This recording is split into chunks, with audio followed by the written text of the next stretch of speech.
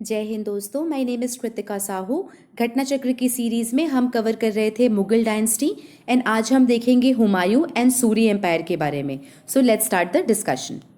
सबसे पहले हम देखते हैं हुमायूं के बारे में। हुमायूं जो कि बाबर के एल्डेस्ट सन थे।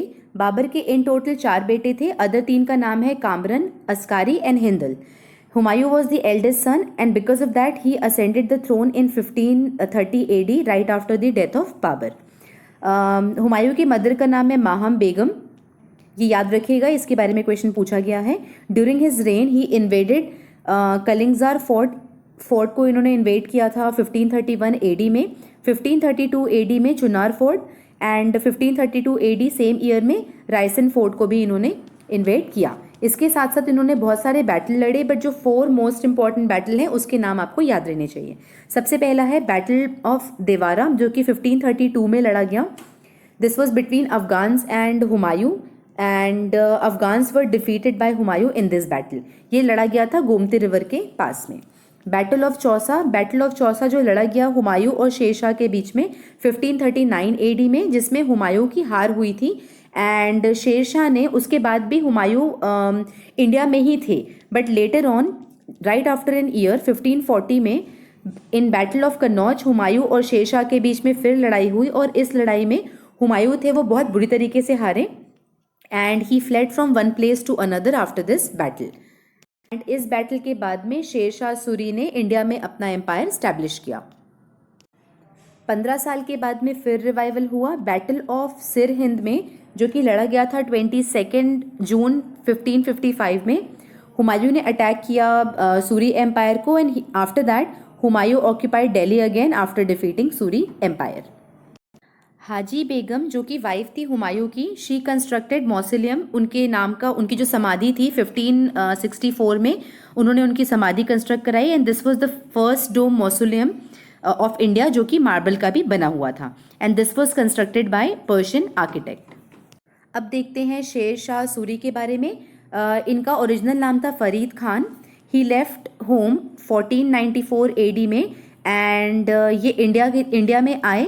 जौनपुर में इन्होंने अपनी एजुकेशन कंप्लीट करी। Jaunpur is also famous as Siraj of east. Suri was he played significant role in revenue, admin, military and currency reform. इसके बारे में हम एक पर्टिकुलर क्वेश्चन में बहुत अच्छे से डिटेल में दिया गया है, वहाँ पे हम कवर करेंगे, बट मेन पॉइंट्स हम यहाँ पे डिस्कस कर लेते हैं। सबसे पहले ही introduce different system for Bengal. Bengal को उन्होंने क्या किया, पूरे बंगाल को 16 प्रोविंस, जो पूरा बंगाल प्रोविंस था उसको 16 पार्ट में डिवाइड किया और वी कैन से 16 गवर्नमेंट में डिवाइड किया और हर एक गवर्नमेंट में उन्होंने अपॉइंटमेंट्स किए।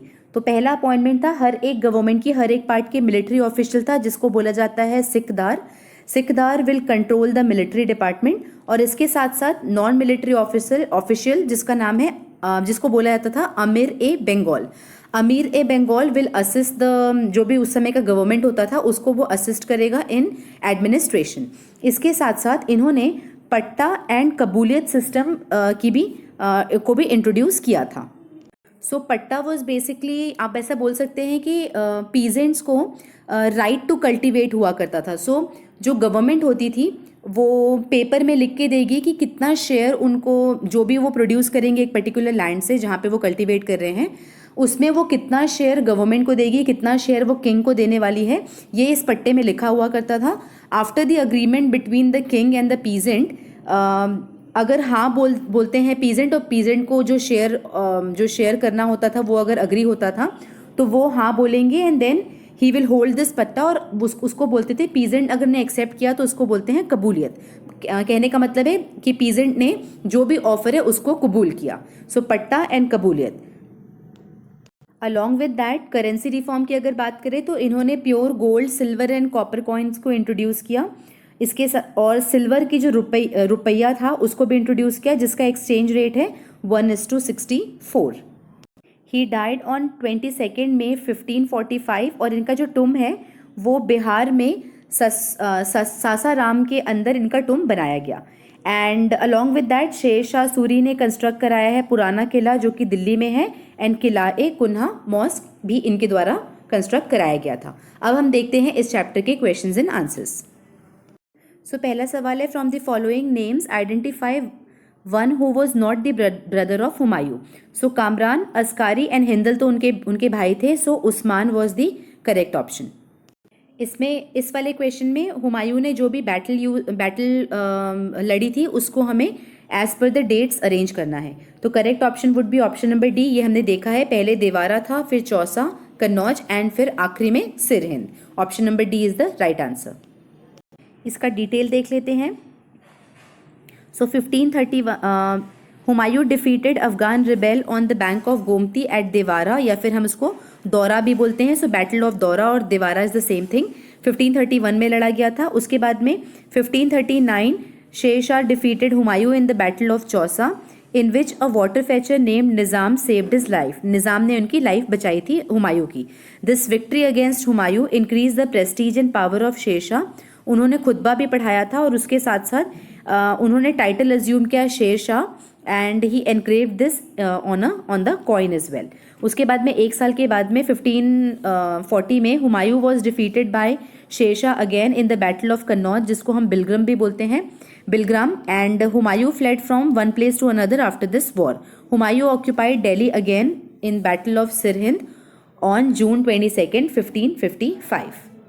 इस क्वेश्चन में भी क्रोनोलॉजी में लगाना है. नेक्स्ट क्वेश्चन की तरफ मूव करते हैं. From where did Farid Khan, who later on became Sher Shah Suri, got his education? तो ये था Jaunpur. Farid Khan, who later became Sher Shah Suri, got his education from Jaunpur. He left his home in 1494 and came to Jaunpur for studies, क्योंकि Jaunpur was very famous for studies और जौनपुर को बोला जाता था Siraj of east. Next question है, which one of the following medieval era rulers mentioned below was highly educated? So ये थे Sher Shah. Which of the following rulers at first assumed the title हजरत आला और उसके बाद में सुल्तान? सो आंसर है शेर शाह सूरी. 1534 में शेर Khan assumed the title of Hazrat Ala after defeating the ruler of Bengal, जिनका नाम था नुसरत शाह. उसके बाद में ही assumed the title Sher Shah after defeating Humayun in battle of Chausa and order to read the khutba by his name, और कॉइन में भी उन्होंने शेर शाह को मिंट कराया. Who of the following rulers constructed a road from East Bengal to Peshawar called सड़क-ए-आलम? इसका भी answer है शेर शाह. इन्होंने सड़क-ए-आलम is also known as Grand Trunk Road, is one of the Asia's oldest and longest major roads. The road was built by Sher Shah Suri from Sonargaon, Bengal to Lahore, Pakistan. Next question है, which improvements among these done by Sher Shah Suri? Revenue, admin, military और currency. तो देखिए इन चारों field में उन्होंने reforms कराए थे. So all of the above, one by one हम इन रिफॉर्म्स को देखते हैं. तो सबसे पहले revenue reforms. Sher Shah believe that for the stability of the empire it is very essential to satisfy the peasant and make them happy. He introduce numerous reform, जिसमें से हमने पट्टा देखा है, and revenue reforms in land revenue administration. His land revenue collection was based on raiyatwari, जहाँ पे जो भी tax का सेटलमेंट होना होता था वो डायरेक्टली कल्टिवेटर से ही बात होता था. मिडिल मैन की यहाँ पे कोई रोल नहीं था. सो रैयतवारी सिस्टम के बेस पे लैंड रेवेन्यू कलेक्शन हुआ करता था. He adopted an improved and systematic method of measuring land and assessing its revenue. Next है एडमिन रिफॉर्म. एडमिन रिफॉर्म के लिए जो बैकग्राउंड है वो ये है कि जो शेर शाह थे वो अपने फादर के रेन में उनके मैनेजर की तरह चीज़ें मैनेज करते थे और उन्हें काफ़ी अच्छी खासी नॉलेज थी एडमिनिस्ट्रेशन की. Along with that he was a learned man and he had a proper knowledge of military composition, administration and financial system of Mughals. He was the head of the central government and his administration was completely centralized. बिल्कुल centralized government था till the time उन्होंने victory हासिल की बंगाल में. 1534 victory over Bengal के बाद में the whole kingdom was divided into 47 government. इसके बाद में decentralization चालू हुआ.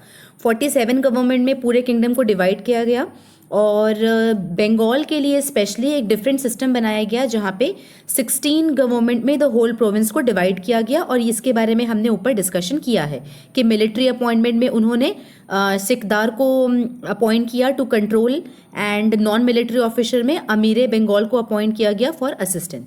This arrangement was made for the abolishment of revolt threat.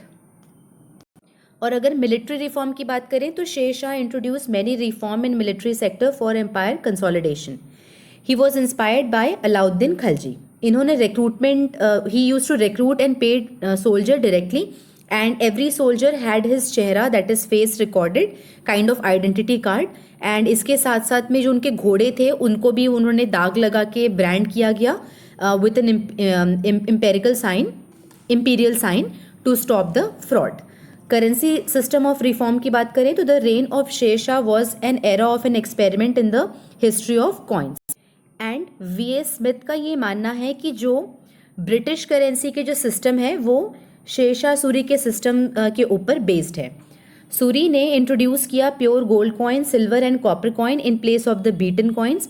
His silver rupee coin weight 178 grains and copper dam जो था वो था 380 ग्रेन्स का। Thus credit of these reforms goes to Sher Shah Suri. After the downfall of Delhi Sultanate, who was the first ruler to issue the gold coin? So answer है Humayun. After the downfall of Delhi Sultanate, Humayun was the first ruler to issue a gold coin. It was also mentioned that after Humayun, Sher Shah was the one who also introduced the gold coin. When Humayun invaded Chunar Fort first time, इसका date बताना है तो ये है 1532.